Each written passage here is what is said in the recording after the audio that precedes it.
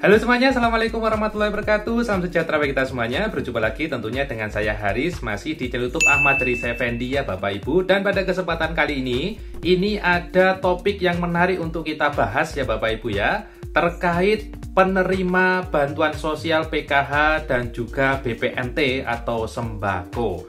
Bagi Anda penerima PKH ataupun BPNT, coba diingat-ingat ya, dulu saat awal mendapat bantuan, kira-kira kala itu Anda mendaftar atau tidak? Ada formulir pendaftarannya atau tidak? Jika ada, siapa yang mendaftar? Coba diingat-ingat ya Bapak Ibu ya.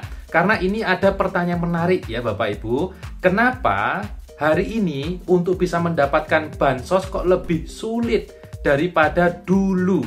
Dulu bahkan tidak mendaftar pun langsung bisa mendapatkan bansos. Kira-kira benar atau tidak ya Bapak Ibu ya? Nah, untuk menjawab pertanyaan itu Bapak Ibu, pada kesempatan kali ini akan saya kasih sedikit penjelasannya kepada Anda semua. Insya Allah mudah-mudahan bisa difahami. Dan kenapa saat ini pengusulan bansos itu lebih ketat ya, ataupun rumit gitu ya. Nah, itu juga ada dasarnya Bapak Ibu ya. Nah, seperti apa penjelasan lengkapnya pada kesempatan kali ini Bapak Ibu? Berikut info lengkapnya.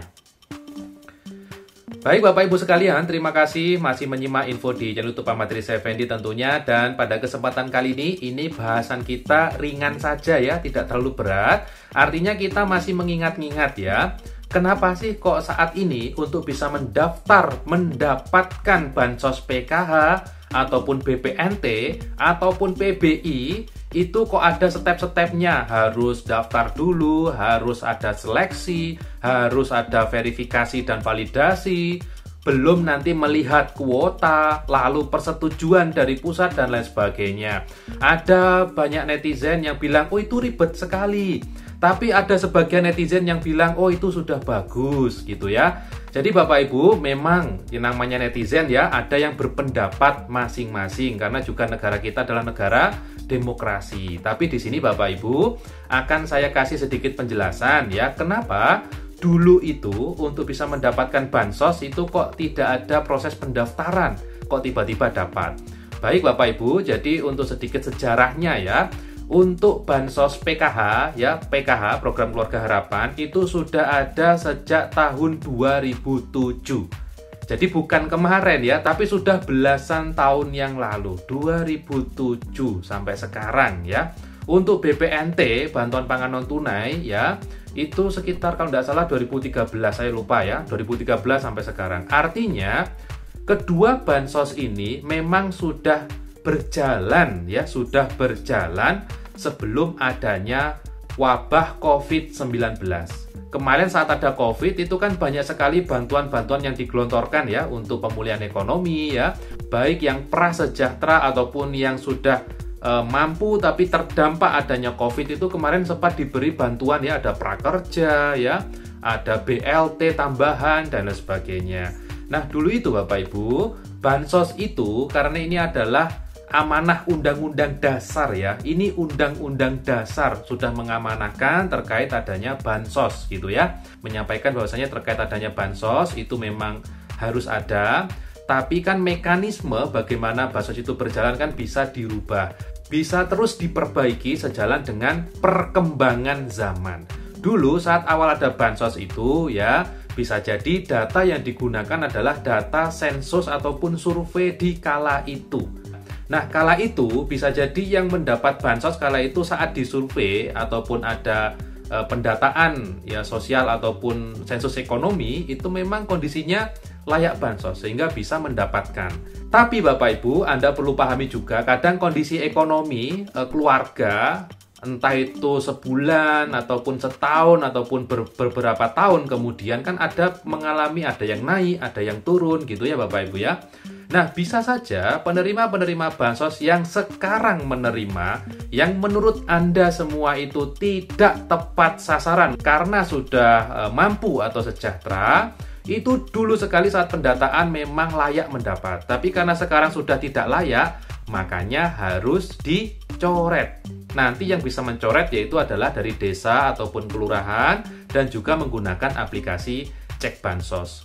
Jadi pada intinya sebenarnya bisa dicoret ya gitu ya. Berikutnya saat ini itu banyak sekali ya warga yang ingin mendapatkan bansos, baik yang memang layak mendapatkan ataupun menengah atau bahkan ada yang sudah menengah ke atas. Itu ternyata banyak yang ingin mendapatkan bansos.